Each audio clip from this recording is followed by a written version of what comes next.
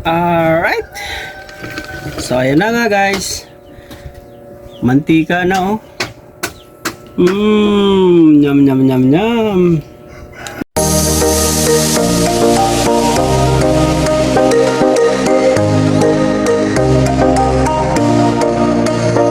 So, ayan na nga guys. Namumunga na yung ating papaya. Maganda yung bunga niya. Masarap yan sigurong patasin na to. Tara. Ito na yung ating lalagyan ng papaya. Hindi mismo yung papaya. So, naglilihi-lihi na naman yung aking asawa. Hala siya! Bakit ako? Gusto niya na naman ata lagyan ng papaya sa aking tandang. Kaya eto, titimbangin na natin yung napipisil ng aking asawa. Hindi ako ikaw Mukhang mabigat na dito. O, ayan. 2 3/4. Magti 3 kilos? Magti 3 kilos. So, mabigat-bigat siya. Alam niyo na kung ano mangyayari dyan? So, antayin nyo na lang yung pagka ano nito ni Mrs. guys. Dahil si Mrs. yayari nito. So, bawal kasing i-video na yung may kulay pula. So,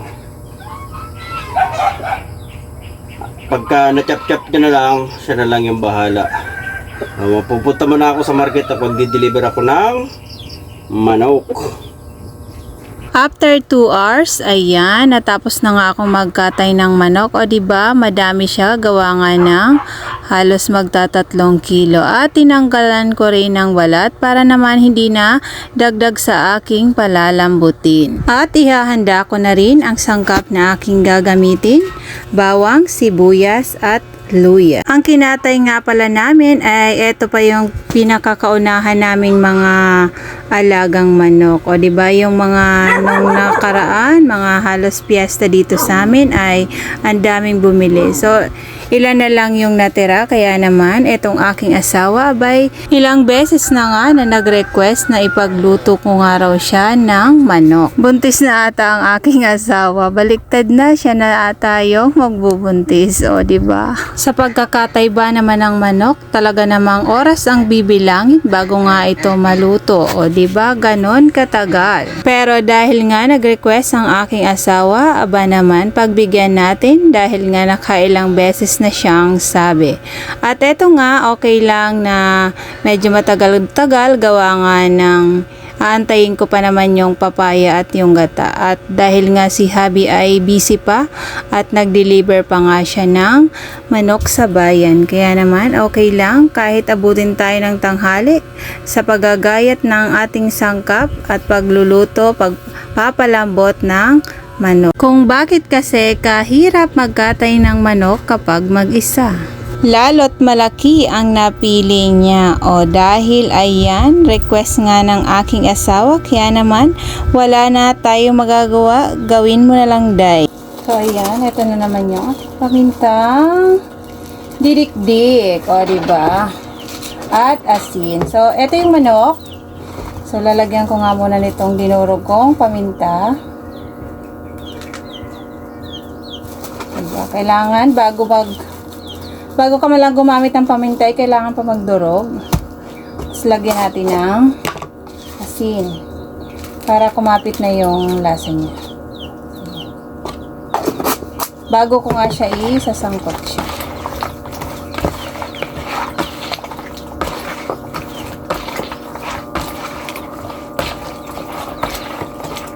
Plano ko nga nito is 2 luto.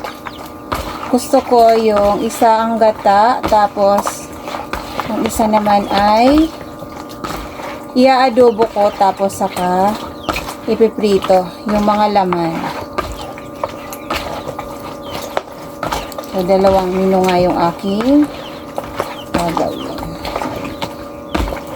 Pwede na to. Ilagay na nga ako ng konting mantika. Igigisa lang natin yung sangkap. So, unahin ko yung luya. para mabango.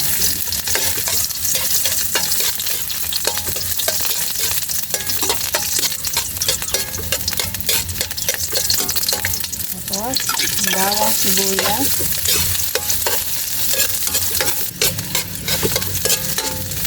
Ayan, lalagay na natin yung manok na nilagyan ko nga ng paminta at ng asin.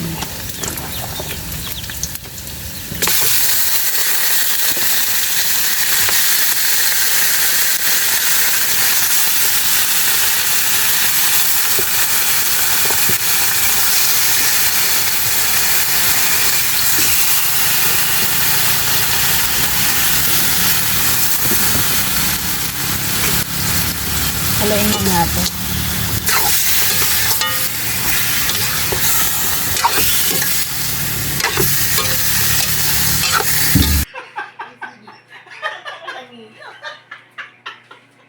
Oops, walang kukurap. 1, 2, 3.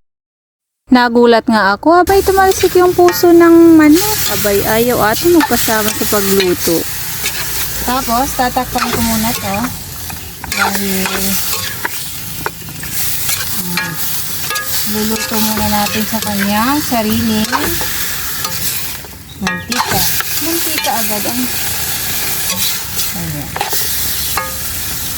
Tatakpan muna natin bago ko lalagyan ng tubig. Wala pa kasi si Habi, so wala pa yung gata. Kaya palalambutin muna natin ng tubig. Tatakpan muna.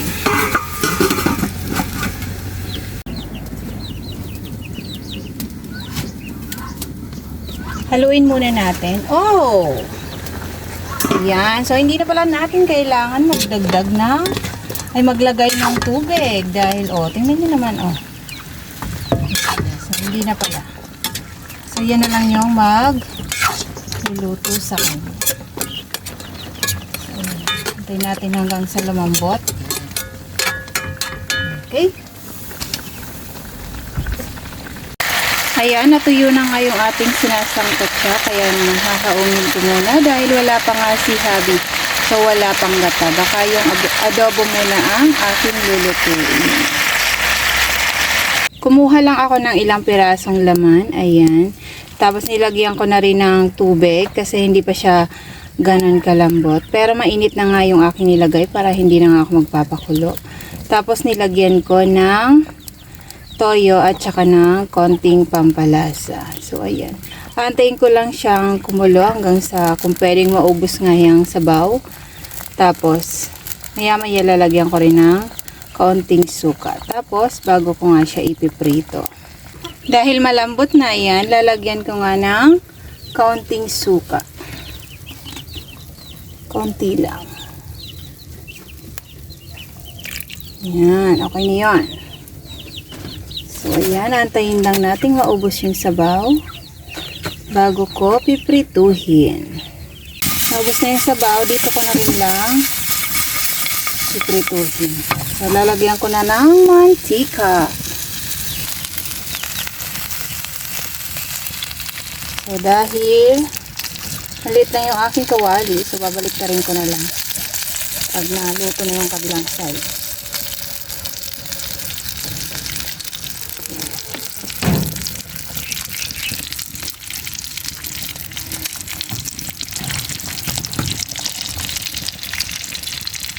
Diba? Excited na ako kung anong lasa na itong aking experiment. Diba? Na-experiment talaga eh. Ayan. So, babalik ka rin ko na lang pag naluto na yung kabilang side.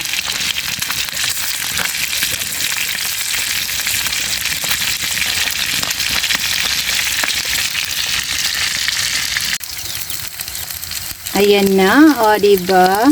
Ba naman kasi sa karneng baboy kapag inadobo tapos ipiprito, masarap. So, ito din ay susubukan nga natin kung masarap naman kapag inadobong manok tapos piprituhin. O, diba? So, yan, diretso na nga.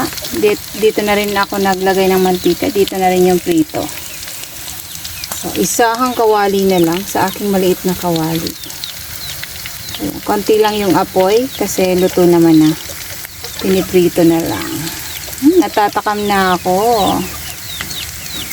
Ito na nga yung result ng aking inadobo bago prinito. O, diba? Ano kayang masarap na sausawan nito? Ayan. O, tingnan nyo naman. So, hanggang ngayon, wala pa kasi si Habi kaya hindi pa makapaggata. So, ayan na. So, eto muna ang ating ipapakita.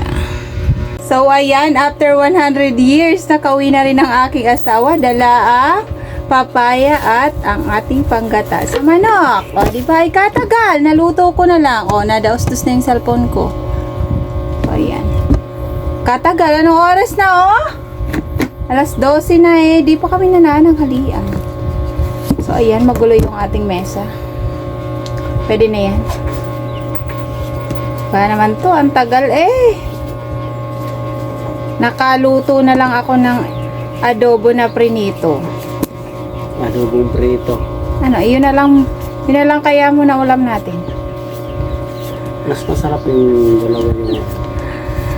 May adobo na, may prito pa. So, masarap daw dalawa. So, ikaw na lang kaya magbalat na ito. Magagata na kaya ako. Oh, sige na. Okay na. Para habang sumisingap-singap pa yung isda. Yung pagod na pagod pa nga daw siya, tapos pinagbabalat ko na. Oh. Para naman magata na nga yung ano. Huwag ka kasi magtiin. So, kasi ako magagata na, para naman sabay na, diba? So, konting oras na din lang naman yun. Gawa ng luto na yung manok. So, ang lulutuin na lang yung gata at saka tong papaya. Okay, magagata na. Sige. Tagal mo kasi. Nabot ka na ng 100 years. Nabutan ako ni sir eh. Hindi ka pala. Di wala pa sila mama. Nandun na. Oh. Kaya dalawa nga kami ni Bayaw. Grabe. Yung patuloy ko.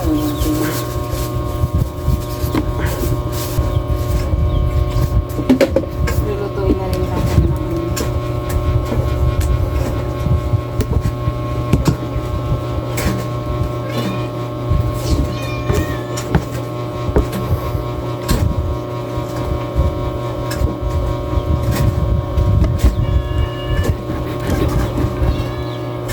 Basta ang malaga, maluto mo.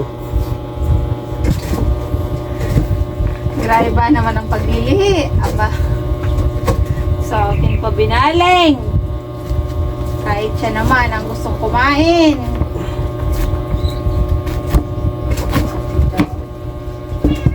Wow! Ang tindi ng buto nito. So, first time ko makakita guys ng ganyan na siksik at piglig yung buto. So, saan ka pa? Ganyan lang papaya, oh. Sa buto pa lang, ulam na.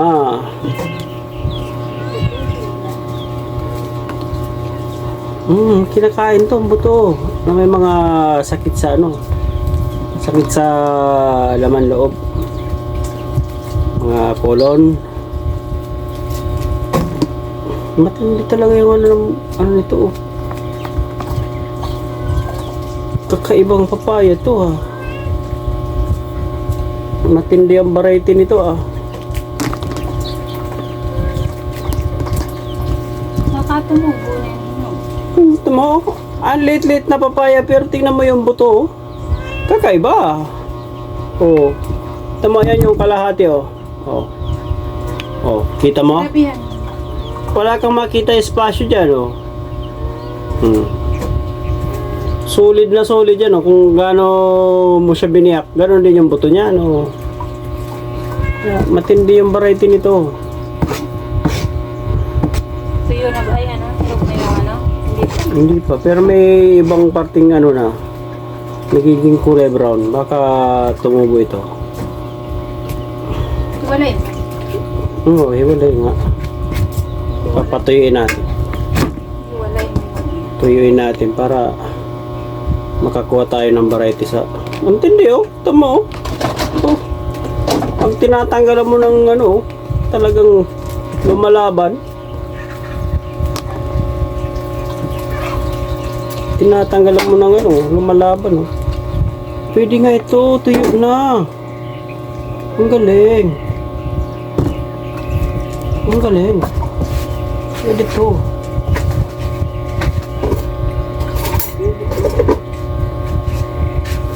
Ang galing.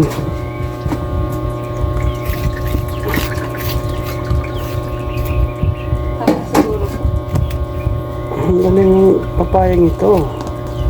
Ganda ng buto. May mga itim na oh.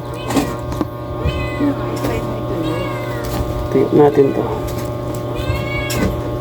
Sa buto pa lang malalaman mo native na. Binakalan. Maganda. Ay, binakalan. Maganda. Effective. So, ayan na nga guys. Natapos na din natin yung buto ng papaya. Pero maganda. May itim na. Baka tumubo ito. So, ipagsapalaran natin itong tuyuin. Tuyuin natin itong butong ito. Baka sakaling makakuha tayo. Ano? Ako. Okay na daw, hindi pa naman natapos. Nabalatan na. Gayat na lang ang problema dyan. May green pa nga eh. Okay na yan. Para medyo crunchy. Crunchy. Gayat na lang. Para medyo crunchy yung labas niya. Mhm. Aming! O, itong sili ah. Para... Sana tumubo ito. Para kahit makakuha lamang ng isang puno nito, okay na.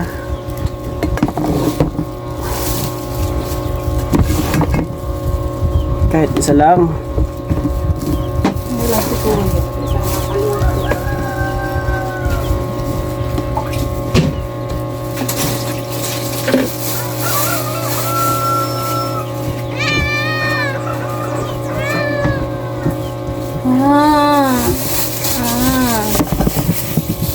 Morning! Morning! Hanggang sa dumating na nga si Kuya Abay, hindi pa rin kami natatapos magluto. O, diba? Alas 12 na. Alas siya. O, sabi ko nga kay Kuya, hindi pa rin kami nga tapos magluto. Buti na nga lang, ay nag-lunch na rin naman siya doon kila mama. O, diba? Alas 12 na ay nagagayat pa rin ako ng papaya. Start ako ng alas 8 ata ako nung mag-start na ng manok. Tapos ayan, inabot na nga ng alas 12 dahil yung papaya at yung panggata nga ay yun ang bukod tanging nahuli. Kaya naman, ayan, inabutan na nga tayo ng hapon ay hindi pa rin kami nakakapag-lunch. Pero don't worry dahil nagmerienda din naman. Syempre, hindi naman pwedeng antayin natin yung pananghalian ay ganyang oras na. So, hindi naman pwedeng ganun. Kailangan ay magmerienda din naman muna. Sa wakas ay matatapos na nga rin itong aming lulutuin. O di ba ay katagal ba naman kasi ng gata papaya at may sili pa. So ayan, isang mangkok ng gata.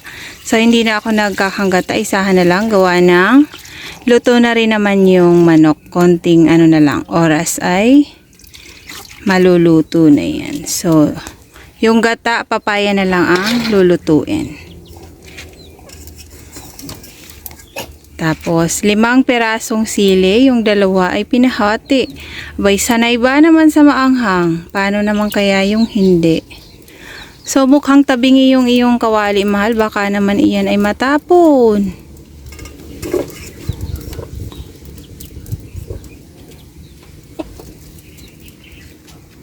Diba? Konting oras na lang to Pag naluto na yung papaya ay okay na. Makakakain rin naman kami. Mga alauna siguro. Pwede na rin. Na, mga alauna. Umaga pa yan? Maaga pa daw. Maaga pa yan sa hapunan. Ayusin mo, Daddy. Matatapon, oh. Nakatabingi kaya yung gipa. So, ayan. Nailagay na. So, diba? Ang daming papaya. Ay, nako. Yan, nalabas na yung niya, oh. Mantika. So, ayan. Antayin natin yan. Maluto. Ayan. Kumulo na nga at mag-a-add na nga si Habi ng pampalasa gawa ng kulang pa daw. O, diba? Magic sarap ang aming gamit, syempre. So, ito ay depende na lang sa inyong panlasa. Ay, sarap! Ayan, o. Tingnan nyo naman. Kumukulo-kulo. Kumukulo-kulo. At syempre, pakita mo ang paminta ni Habi na buo. Ang palagi kong dinudurog. Pero sa kanya, ayan, gusto niya buo na lang. Ang dami! Parang maanghang na naman yan. Diba? Ako dinudurog ko, sa kanya buo lang. Ayan, konting-konti na lang. At syempre, asin. Diba? Ayan, konti na lang. Ay maluluto na rin ang ating ginataang manok. Baka naman masyado ng mahal. Yung papaya. Papaya? Hindi pa? Asan yung pot holder mo? Yeah, may papayang yun. Hindi, pangit naman yung na. Malambot na. Ang mahalaga sa akin ay nagmamantika na siya. Masarap yung papaya, mahal. Mas masarap ka pa rin kaysa sa papaya. Sana all! May ganon? Hugot ka dong, oy. Gutom lang yan. Aanin mo yung sarap ng papaya kung hindi ka masarap. Okay pa rin yung kahit malurog yung papaya na yan. Basta ang mahalaga, mas masarap ka sa papaya. Wow naman. Sana all. Asan yung patoller mo? Ewan ko sa'yo. Gutom lang yan, Daddy. So, ayan. Pakakapitin lang yung lasa at maluluto na yan. At eto na nga ang ating finished product. O, diba? After how many years, naluto rin ang ating ginataang manok with papaya. O, ayan. Nagmamantika sa sarap. Alright. So, ayan na nga guys. Mantika na Nyam nyam nyam nyam. Ilan mo ang laman? O yan, laman na yan. Laman na yun. Ay, Ay, ayoko niya. So, ayan na. So, okay naman yung lasa guys ng pernito. Lasang asin.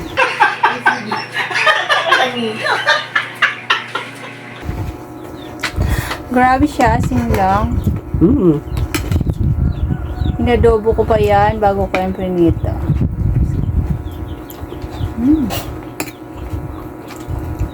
Sarap. Parang inalubo sa asin.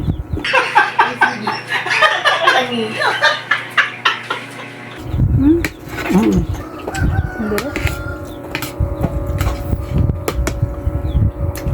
Asin yung ko.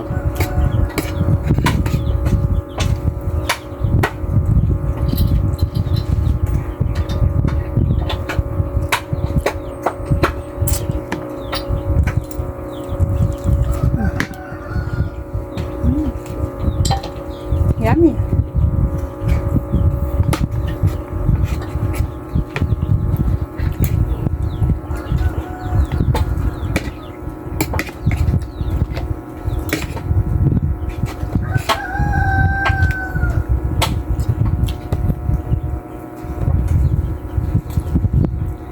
Sili mo.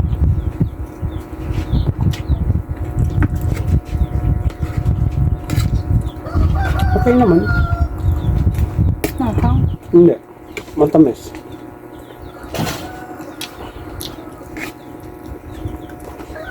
Ibig sabihin, bagong bitas. Hmm.